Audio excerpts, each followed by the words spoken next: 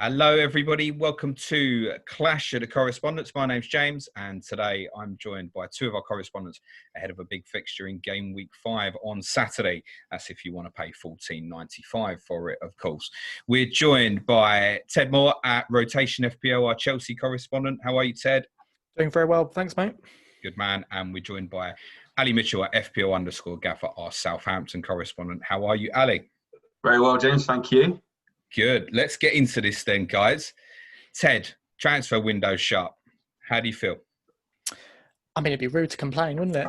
Yeah. Probably. It went fantastically well. I mean, I know we were linked with Rice at the end, but it was always a bit of a tight call to see if we'd get that one done. But all in all, I think we've done very, very well. Sorted all the problems. Well, most of the problems that we needed to sort. Team's looking great. Just need to get them all on the pitch now.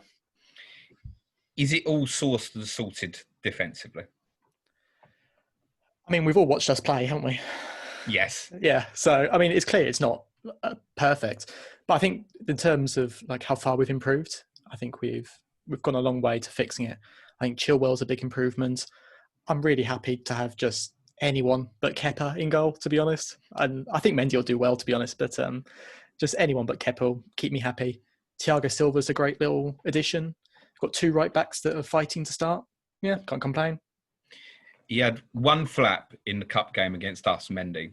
But otherwise, you could tell he just got the presence about him that he just instantly looks better. I feel like the players, particularly at set pieces, are going to be happy for him to come and claim things. 100%. Little things like that are going to make a big difference because we know conceding goals from set pieces has been an absolute disaster for you. You've basically been the worst side defensively at set pieces for the last year or so.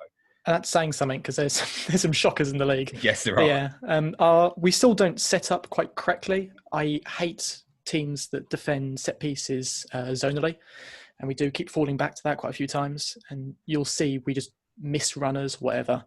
But having a goalkeeper that can reach the crossbar is a start. He's got some real. He's 6'6". Height is Ted. I know, I'm considerably smaller than Kepa, so I really shouldn't be talking. But yeah, still, you and me both, mate. Yeah, but it's great to have a 6'6" goalkeeper that will come out and will claim crosses. We've seen it so many times. I remember Liverpool last season, the entire back line shouting at Kepa because he just wasn't coming out to collect balls. So it's a big step up. You just got to see if he's as good in the other senses. He hasn't really been challenged yet too much. No. So I want to see him put under serious pressure and see how he comes out. But, I mean, if he's got checks backing, I mean, yeah, let's go for it. Why not? I think just the Palace game obviously became very routine, and certainly in terms of how you defended anyway, that they did put you under any pressure. And to be honest, like the game against us in the League Cup, it wasn't littered with chances. He didn't have any chance with the goals. It's unknown. Like I said, there was one cross he flapped at, but otherwise you could just tell that they were happier with him defensively. Everything about it just seems better. While we're talking about defensive issues, let's bring Ali in because I still can't believe what I watched in game week 2, mate. You must have been buzzing, mate. I think it was harder to take at 90 minutes because of the first half and how really positive we looked. And I mean, you could see the cracks from the first minute of game week 1, how high we were playing, and it was quite a surprise considering the players that we've got. You know, we don't have the speed of some of the teams in our defence, and I was just so surprised to see us setting up so high, and I was even more surprised to see us setting up so high when we just conceded 3 goals from Son getting in behind. But we'll persevere, you know, what could go wrong? Oh, yeah, there we go, we'll score a 4th one. Like, you know, I don't see how it took so long before we said, you know, we're just going to drop back 10, 15 yards, play a little bit deeper and play to our strengths, which is, you know, catching the ball deep and springing on that counter-attack with some of the pace that we've got. It was a really tough game to watch because, I mean, I was quite vocal in my tweets that it was every goal just appeared to be the exact same and we just didn't learn from it, you know. You had a shocker, mate. And actually, the way Palace were getting behind you in game week 1 was almost more concerning. I spoke at the time on the podcast in terms of you playing into their hands and making the game small rather than big. I think the number one question I'd like to ask is, do you think anything changed from the Tottenham game to the Burnley and the West Brom games? Because I've said in my analysis after the Tottenham game that you would keep at least one clean sheet in the next 2 games because they won't offer the threats of Zaha, Heung-min Son, or perhaps the threat you might get this weekend from a Timo Werner if he plays through the middle, for example. So I don't think anything changed in the Burnley-West Brom games. I just think the likes of Chris Wood, Robinson at West Brom didn't offer the same threat. Did you see anything, other than Vestergaard obviously came into the team, did you see anything that specifically changed? Yeah, I mean, Vestergaard, I don't feel like he would fix that problem of us playing high. I mean, he doesn't exactly scream out pace when you look at him. I mean, he's 6'5" or whatever. I feel like, Zaha in the Palace game could easily have had a hat-trick, coming in from that left side, got in behind a couple of times. But like you say, I was surprised that the West Brom forward line, they've got a little bit of pace behind them. I'm surprised they didn't take advantage of that. Those clean sheets were just as much a surprise to me as they were to you. And I think that from the correspondence week, I was talking about potentially going double Saints, McCarthy and Walker-Peters. That quickly changed on my wildcard game week 2. And I think, like you say, the only thing that went in our favour was that they didn't have the quality that Son had and the pace that Son and Zaha had to get in behind and punish us. I'm worried moving forward. Like, the only thing that's making me feel slightly better is that there are teams that are doing a lot worse than us going forward. I think that is the only thing filling me with any hope at the moment. Moving forward. You haven't got hope from the fact that you've bounced back. Listen, I'm going to mention it, mate. Sorry, the Leicester game where we all thought you were dead. Then you recovered brilliantly and we all enjoyed watching you for large parts of last season. You've recovered from the Tottenham game with 2 consecutive clean sheets. Surely there is some hope, no? Yeah, I mean, we look good going forward. We've got some good players going forward, but we don't have the players to be playing that high line. We can't be trying to spring these offside traps against some of the quickest forwards in the world. And I think unless that changes, I think we are going to leak goals. I wasn't surprised to see us keep a couple of clean sheets if I hadn't watched the games, because the opposition that we're playing maybe aren't of the caliber of the Spurs and the Chelsea and things like that. But we're playing risky football, which if we brought in a couple of players that enable that system, I'd be quite happy to do that. But I mean, Walker-Peters looks great going forward, but unless the ball is ending up in either the back of the net or going behind the goal, he's so far out of position. And, you're watching their left wingers just have an absolute worldly of a time with the amount of space that they could wish for in training scenarios. They're getting it in, Premier League matches. It's so strange to watch that we're trying to play a system that just doesn't suit our players at all. We also don't have we sold Højbjerg. We don't have that sort of defensive midfielder. Romeo's okay, does a job, but I mean, he's not the quickest either. He's not going to be covering any centre backs that aren't quite up to speed. And I fear every time Zaha picked the ball up, I feared that we were going to concede. With that in mind, Ted, talk to me about first Timo Werner. It's still owned in FPL by over 20%. A lot are kind of going to be at the borderline of frustration point, but probably keep looking at every fixture and going, it's not this week, it's not this week. And by the way, you'll look at Manchester United next week and probably think it's not next week either, with the way we've just compared Southampton United defensively against Tottenham. What should owners, do you think, do with Timo Werner? And have we already highlighted something here where this weekend, actually, if he goes through the middle or even stays off the left, he could go off this weekend, couldn't he? Yeah. I watched that Spurs-Southampton game. It was admittedly a bit through my fingers because my rival owns both Kane and Son. But when I was watching that game, I was thinking this could be the best game of the season for us when we face them. So I've been keeping a close eye on how high the line's been, because if Hasenhüttl plays a high line against us, it's going to be a bloodbath, I think. Werner would absolutely adore to play against a high line like that. he would rip it apart, especially with Pulisic coming back, especially with Ziyech now possibly on the other side as well. That could be absolutely fantastic. There's no way I'm going to sell him. It's more kind of a worry. I was thinking about wildcarding and trying to get everyone in because I also want Kane. There's always tons of midfielders I want in. But, I mean, for most people, if they're selling now, I think I want to say brave, but I think it's just silly, to be honest. Are we going to keep saying that, Ted? Because we'd have said that before Palace and we'd have said it before West Brom as well, right? That's the flip of it. Yeah, but, I mean, he's been playing out on the left. He's been nowhere near as involved as he'd want to be. But he's still shown some pretty good signs about him. I think he's had 11 shots, 9 in the box, which isn't fantastic, but it's still pretty solid for someone that stuck out on the wing. And he's now coming back having an actual full-strength team around him. I know I'm saying that now, and I'll no doubt curse it. I'm sure players will disappear with injuries. But once he's got that full strength behind him, I mean, he's going to be the focal point of the attack. And this is an attack that's going to score a lot of goals. We've already scored, how many is it? 10 goals, I think, this season. Granted, a lot of them have come from defence and Jorginho. Shut up, mate. I got 11 in 2 away games. Calm down. Well, okay. One time, yeah. But, I mean, these goals are going to start coming from the forwards. And, you know, you've seen a lot of Chelsea fans talking about how fantastic we think Pulisic's going to be, how fantastic we think Werner will be. We're going to have crosses being swung in from both sides. There's going to be space. You know, the FDR on the official website is sort of 3s and 4s at the moment. But when you look at the fixtures, you're looking at them and thinking, yeah, they should be sort of 2s and 3s. So yeah, I wouldn't sell.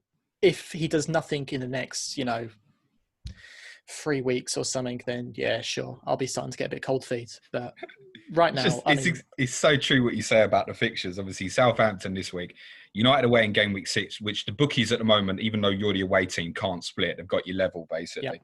Then it's Burnley, then it's Sheffield United, then it's Newcastle. Like, when do you ever sell him? Every week you're going to look at it and go, it could be this week, it could be this week. And I think that's where it's at frustration-wise. Do you think Pulisic will start on Saturday? Is that fair? I'll say yes. Right, I'll say yes. He's been training. Yeah, that's enough for me to not buy him. Thank you, Ted. Yeah, I wouldn't buy him. I don't like buying players who have just come back from injury. I think it's you're risking too much there for the reward. After that, I'm 100% going to be looking at him, but I'm not in a huge rush right now. You can. It's got a decent upside on it, but I mean, you're risking a cameo or something there at best.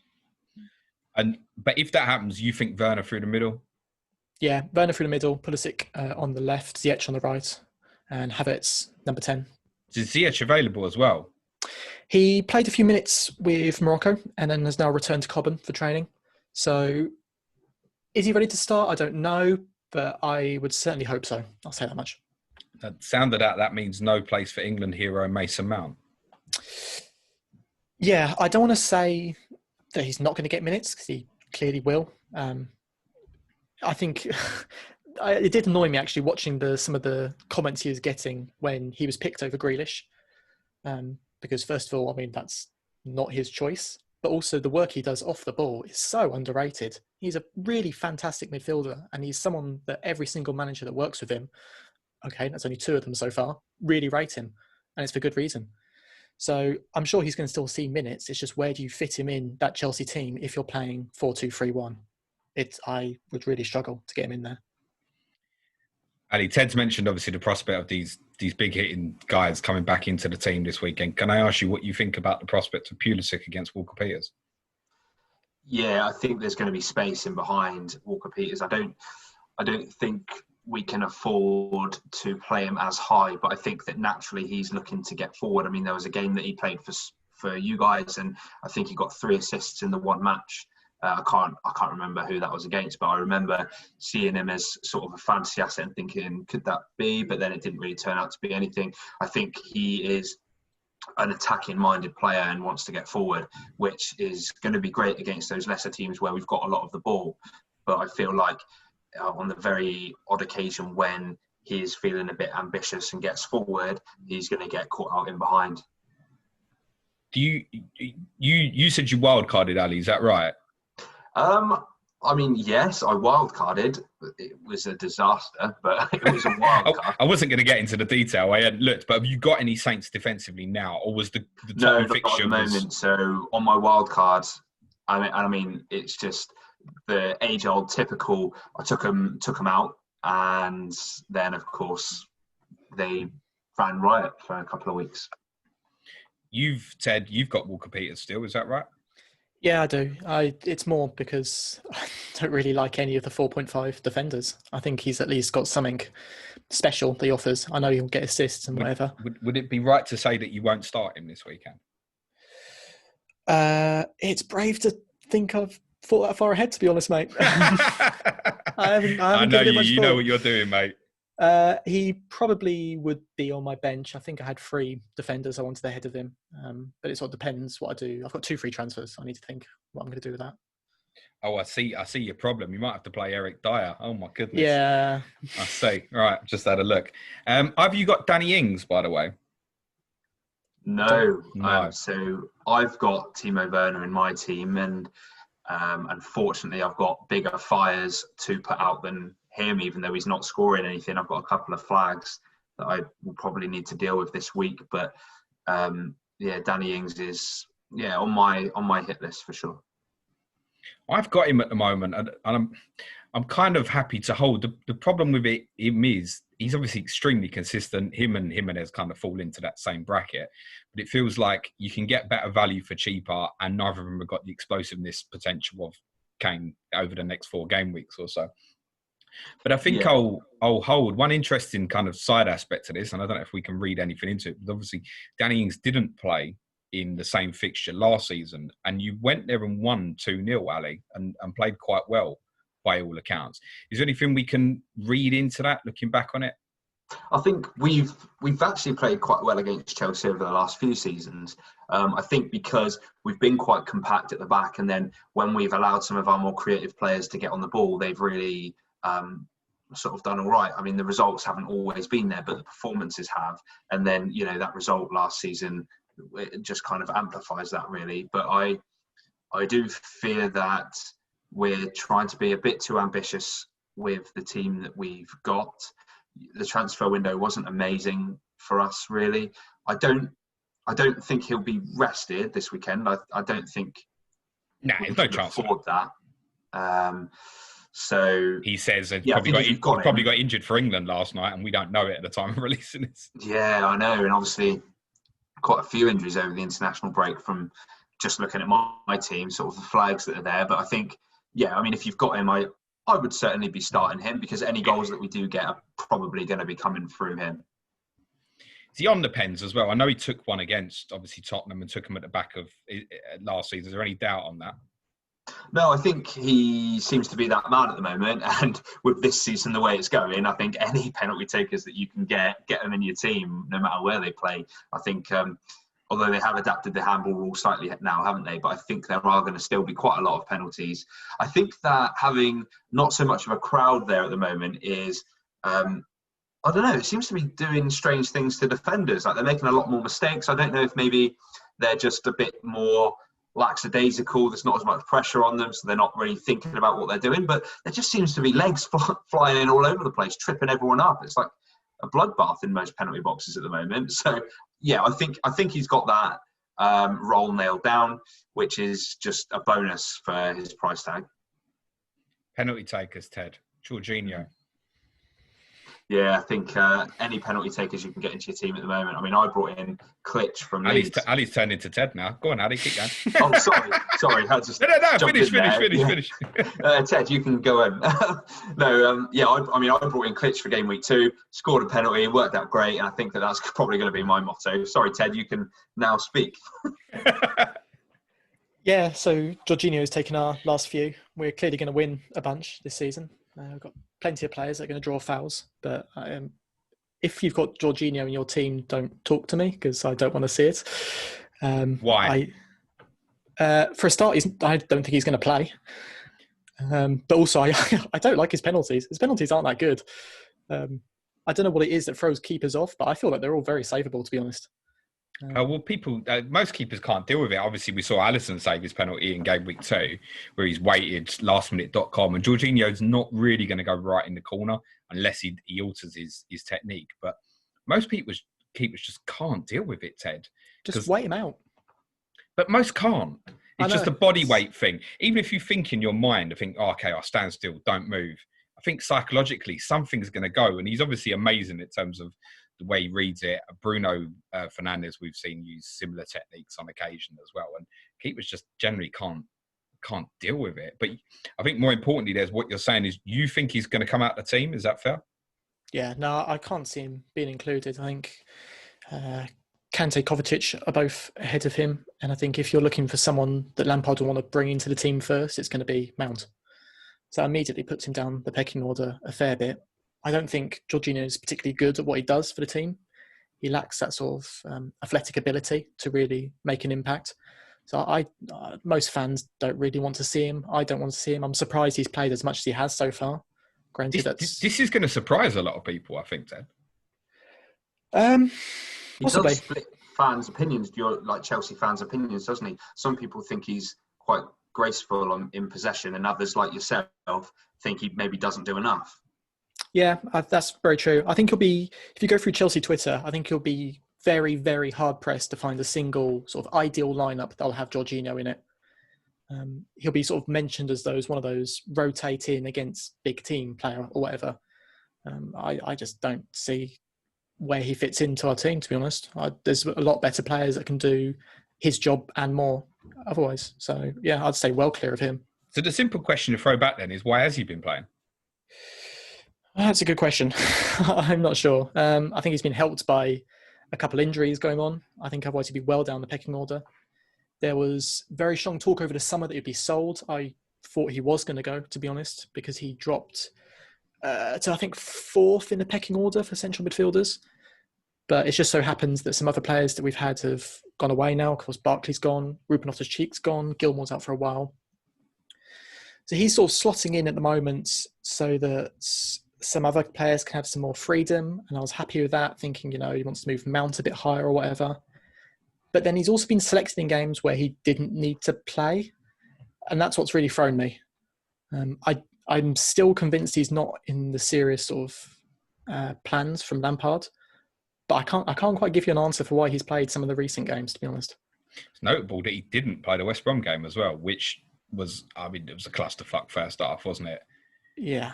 What? Yeah. How did that get so bad? And is it all just fixed because Mendy's in goal now? Because some of the problems for that aren't all just on the back four or so. There's midfield issues that happened in that game as well, surely. Yeah, there was a lot of problems in that game. That was one that I actually didn't watch live. I was actually travelling up to uni with my mum, who's a West Brom fan. So that was fantastic fun. Yeah, there was big problems. There was a lot of individual errors that I saw when I was catching up on it. And I was also really not quite sure about some of the substitutions and some of the changes that were made. Sort of it went a bit FIFA-y at the end with just attacking players being thrown on whatever. It worked, no? I don't think he did. You came back from 3-0 down, mate. You got to take some but I don't think that was because of the subs. What was it because of? Well, the team pulled itself. There were some changes that were good, but when we're getting towards the end, we were starting to build some momentum there, and we were looking a seriously dangerous attacking unit. And then he brought on it was Giroud for a defender. I think it was Thiago Silva, and that just killed it. That was it. That was at 3-0, and when that change happened, the space disappeared. There's too many players sort of stepping on top of each other, and we lost any sort of system that we had, which was already looking a bit raggedy at that point. So I think there's a bit of a problem with Lampard. I think he makes some fantastic subs, and I think he does a lot better than what people give him credit for. But then occasionally he just panics a little bit, suddenly isn't quite sure of how he wants his team to play. And that's when we start looking a bit sort of lost and hopeless on the pitch. Is there anything in that, in terms of, you're talking about panic there? You can't have a manager panicking. I mean, the one that really stood out to me was the Liverpool game, which, look, he tried something with basically a 4-3-2 at the start of the second half after the red card to Christensen. And to be fair to him, after 10, 15 minutes, he realised it was going to end 4 or 5-0 if he didn't change it. And he did.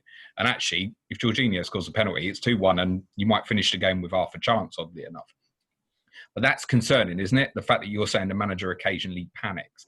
Because there's a lot of people outside Chelsea. It feels like every time you come on, you kind of have to talk about it. But it's growing feeling now that like you've got all these unbelievable players. Is Lampard going to get the best out of them?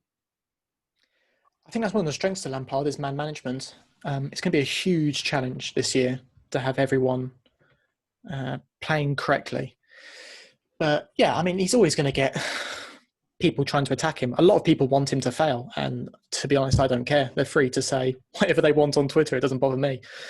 But we'll see what he can do. We haven't seen it yet because he hasn't had his full strength squad. We started a season with, I think, 6 players from our starting 11 injured. We've slowly been adding them in. So, all right, I'm not going to stress too much. Yes, Liverpool wasn't fantastic, but I went into half-time thinking, you know, we're going to lose anyway 4, 5, 6-0 or whatever. So, you know. Yeah, no, as I said, he tried it. It didn't work. He fixed it. It could have been very different. Once Christensen made that mistake, which has sort of been a bit of a story with us now, centre-backs making a couple of little mistakes, we're in trouble. But I want to come back onto them in a little bit, Ted, because while we're talking about sort of attacking talents and stuff, Ali, I want to speak about Che Adams briefly before I forget. Is he ever going to fucking score, mate? Oh, mate, he's had so many amazing chances. Tell me about it. Every game. And I think he's just... He sees the goalkeeper and he thinks that that's the target he needs to be hitting, like 5 or 6 yards out, and he's just blasting it straight at the goalkeeper. And I don't know... I feel like it will be a bit like the end of last season. He'll get that goal, and that will hopefully be the start then. Because I mean, his underlying stats are there. He's getting himself into good positions, and he's having shots. We just need one of these to go in. We just need the goalkeeper to sort of jump out of the way, and when he fires it straight down the middle, it will just go in. Like that's kind of I think what he needs. He just needs a little bit of luck, or could be a composure thing. Maybe he just needs to, you know, compose himself a little bit more because he's finding himself in acres of space in a position where he shouldn't be having any space at all. And he's just sort of swinging a leg at it without much thought or, you know, time taken into consider. Can I find a corner here, or maybe just not hit it straight at the keeper, which is stood in front of me? Like that would be nice as well. Yeah, I'm thinking about them big chances. One Loris save, I think probably when it was either 0-0 or you were winning 1-0 at the time.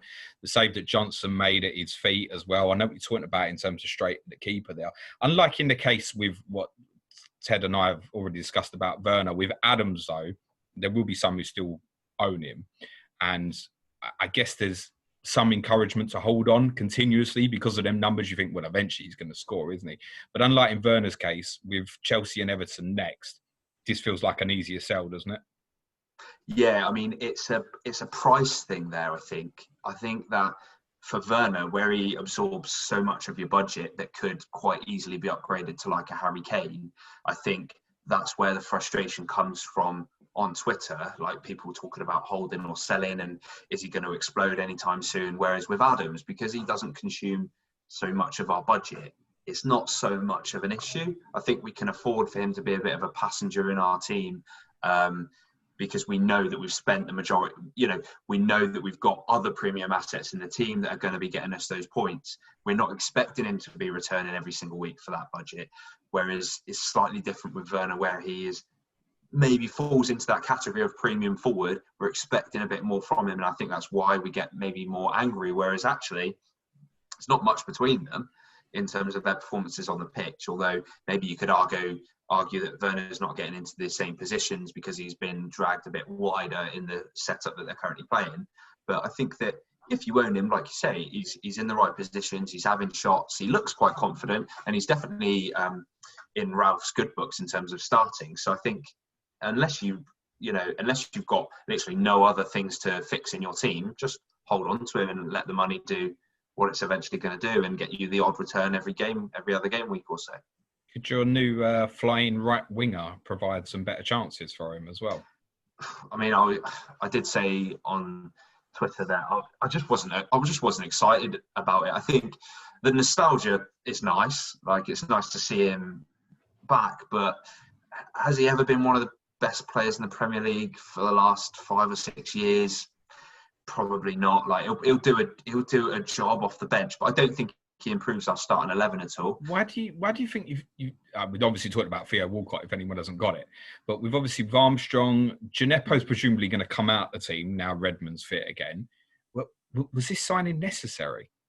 I don't know. I mean, it just came from nowhere. Like, there was no real sort of build up into him at all. And I think that obviously he's not been very happy where he's been for the last few years. And I think that's why he made the jump from Arsenal originally, because he just wasn't getting those minutes. But but like you say, I'm not sure why he's come to us. Is he thinking he's going to be starting every game week? Because like you say, we've got wingers, we've got quality wingers. We've spoken about Redmond on every single pod that he's got the quality. He's not so much a fantasy asset, but Armstrong has been a real deal. Sort of the back end of last season, and Gineppo's shown his quality. Like you say, I'm not sure we needed him, or if it was just such a quiet window and he wanted to leave Everton, and it just sort of worked out like that. But he's a squad player. He's not improving our starting 11. Now Armstrong gets favouritism, doesn't he? Yeah, for sure. Yeah. Okay. Fullbacks, Ted, because it's easy when we talk about the defensive issues that you've had to kind of look at the goalkeeper, look at odd mistakes like Thiago Silva's against West Brom, dropping to a knee and stuff. Fullback area, is this better now with Chilwell? Yeah, no question about it. Yeah, no, Chilwell's a fantastic signing for us. I think he's going to do a fantastic job. Just having a proper left back is a lovely luxury for us now. So I've no concerns about him. I'm not particularly worried. Possibly paid a bit more than we needed to, but I think he's going to do great. So no complaints. His crossing already looks fantastic.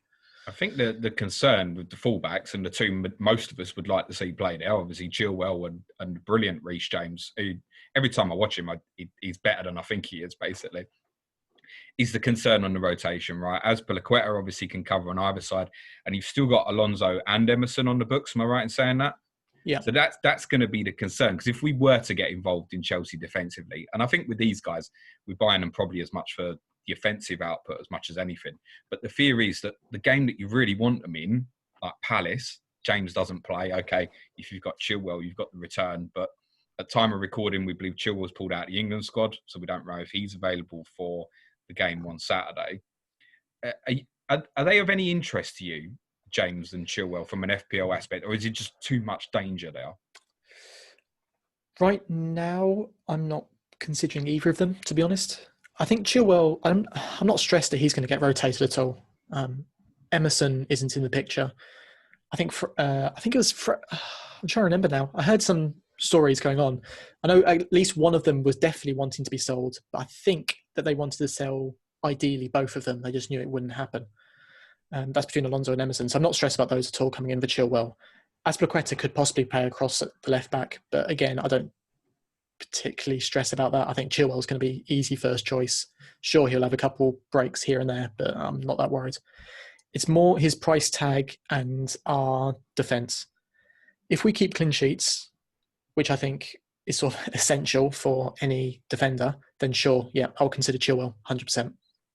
If we're not keeping clean sheets, he doesn't come anywhere near my team. So as of this moment, no, I'm not considering him. On the other side, James is a bit kinder because of his price, but he's a rotation risk. I'm surprised that so many people sort of got shocked when Azpilicueta played over him, because this was always the risk, right?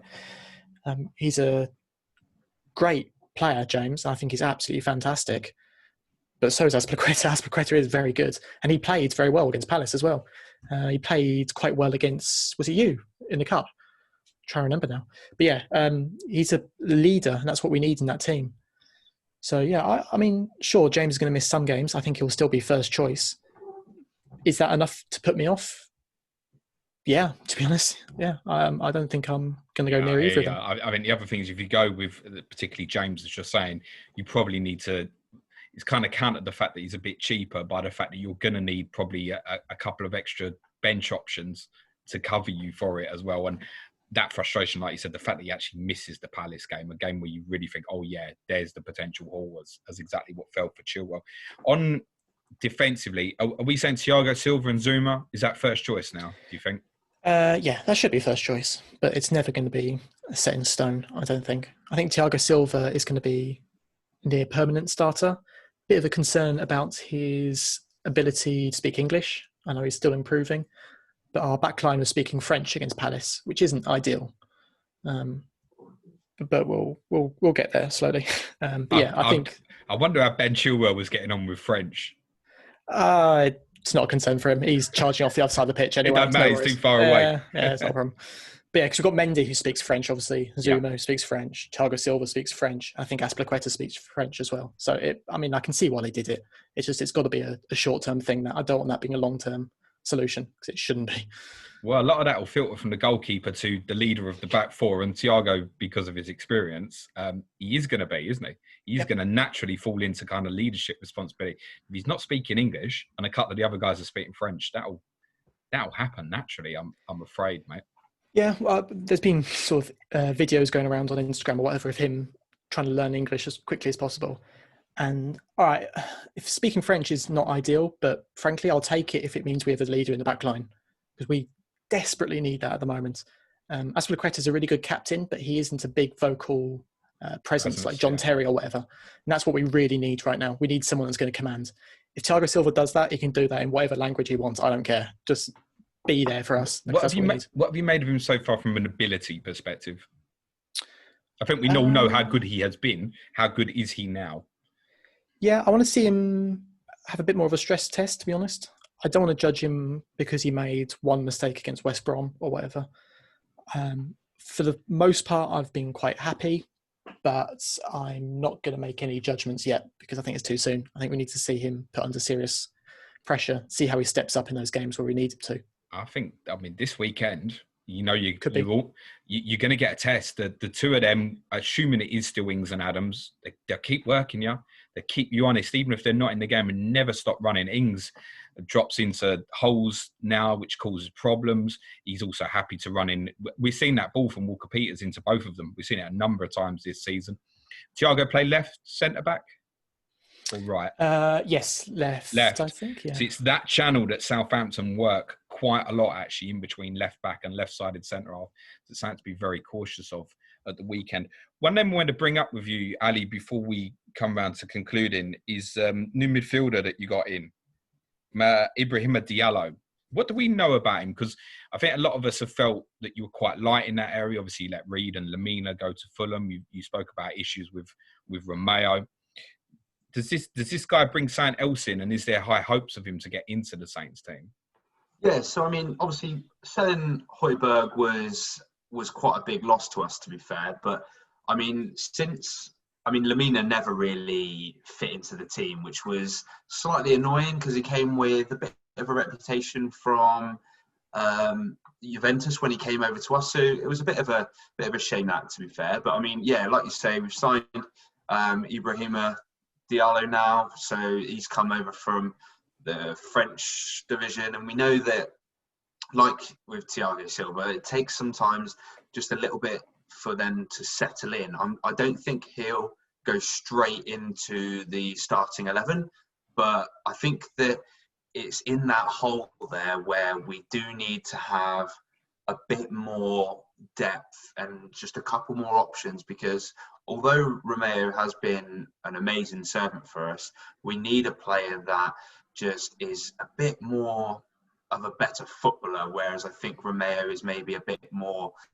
he's better off the ball than he is on the ball. And I'm hoping that Diallo can bring us a little bit more to sort of set up that attack that we have been lacking. Yeah, I wouldn't read too much into Romeo's goal against West Brom. That's a one in every 3-4 seasons. You obviously had him at your place, Ted, when he was young. Do you ever feel like there's times where you could do with a player like that? I'm not saying him specifically. Yeah, I do. I mean, we've had just about every single player in the world in our club at some point at this point. But yeah, it's a bit of a... I don't want to say that we need someone like that, because I don't think we do. I think we can get by. but it's certainly someone that the club's very interested in bringing in, someone of that sort of ilk. It would improve in a lot of positions, but you've got to consider it's all about the dynamic that we get going right now. I was just thinking actually about how so many of our players are so attacking. Both fullbacks want to go forwards. Yeah, all of our front four really want to attack and score goals. Kante, Kovacic, when they're playing, are not the sort that are going to just sit there. They're going to wander. They're going to be aggressive when they're trying to get the ball back or whatever. So that leaves holes. And I was just thinking about, that could be a big issue for us if it's not carefully managed. So yeah, I wouldn't want him exactly, but yeah, I'd want someone of that style. Do you think you can win the league, Ted? If everything comes together, yes. Do I think everything will come together? No. I think we're looking sort of a close the gap season towards those top teams. If they sufficiently mess up enough in multiple games, which looks the way this season's going, very possible, then sure, why can't we be in that sort of conversation? I think for someone to jump in and surpass City and Liverpool would need a huge amount of consistency, perhaps even more so than quality, actually. And your team does not scream that to me, unfortunately. It screams capable.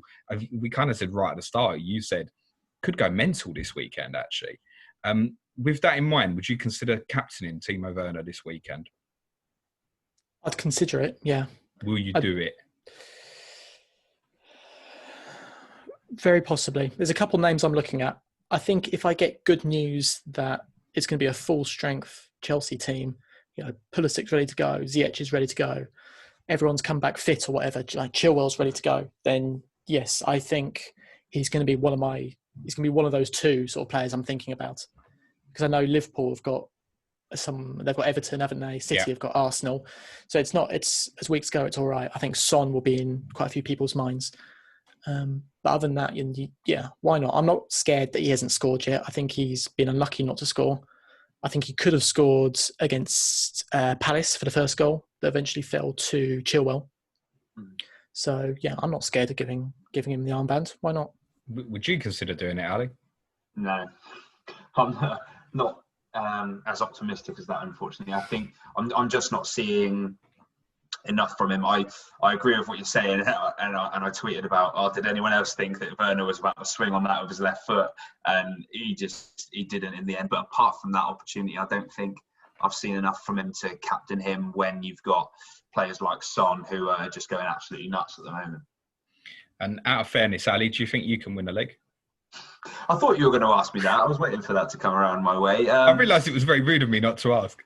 That's it, yeah. I feel like it's a work in progress. I think if not this year, then maybe we'll be more competitive maybe next year. Do you still have, when we spoke pre-season, I think we were you and I and Serge were quite unanimous in terms of our thinking of, top half this year is very realistic. Did that the first two games, did that really shock the confidence from that perspective? I'll go back to that first half against Spurs where I thought... You played well. Yeah, not only did we play well, I think we were probably the better team. And I feel like the goal just before half-time probably killed that off. And I think that going in level...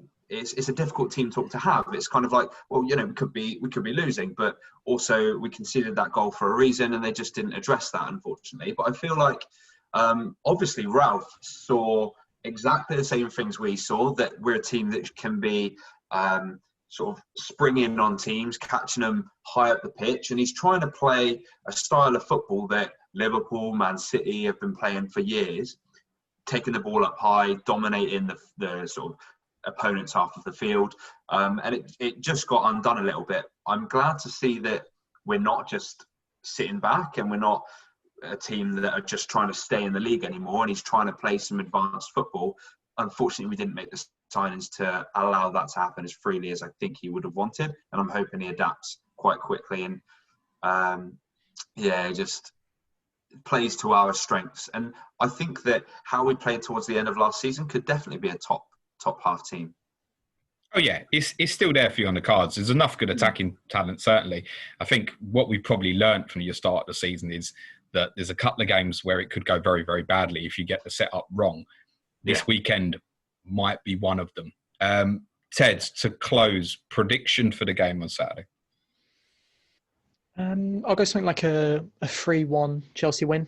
I think we can. I'm hoping to see a good bit of attacking football from us, and I have absolutely no faith that we won't make a mistake at some point. Ali? Yeah, I think we are going to concede goals, but we do tend to perform quite well against the top teams. I'm going to go for a 1-1.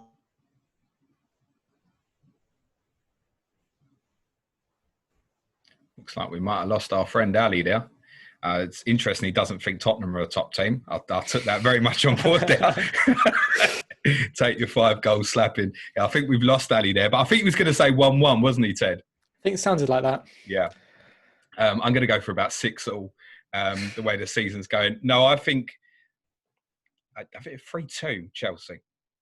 Southampton are always capable of causing damage. They're not going to sit back and let Chelsea come onto them and just spring. They'll go and play the game properly as well. But I think you'll have too much. I genuinely think that those who've got Timo Werner should strongly consider possibly putting that armband on him, because this is a really open week from that perspective, where on paper, it doesn't really look like anyone's going to go off and haul big. Timo Werner against Southampton is as likely as anyone, I would suggest. I'd strongly consider that. Yeah, I definitely agree with that. If he's playing through the middle, I've got to that's seriously the key, isn't it? Yeah, I think that's really important for this game. I don't want him feeling like he's outside the game, not getting many touches or whatever out on that wing, because I think this is a game where I want someone going straight through the middle. If it's not him, then I might see someone like Havertz charging through the middle. Whoever's doing it, yeah, I've got big eyes on them. But you're spot on, by the way, about Southampton. I mean, if you've got Danny Ings, you can't rule him out at any point. He can score against anyone. No problem. Yeah, absolutely. Absolutely. And obviously Southampton have proven in the past that there was good away from home as at home, actually. Not that should matter under the current climate, but it does seem to still matter for whatever it's worth. Ted, thanks very much. Really enjoyed that. I would say thanks to Ali, but he's not here. But no, I'm very thankful to Ali as well.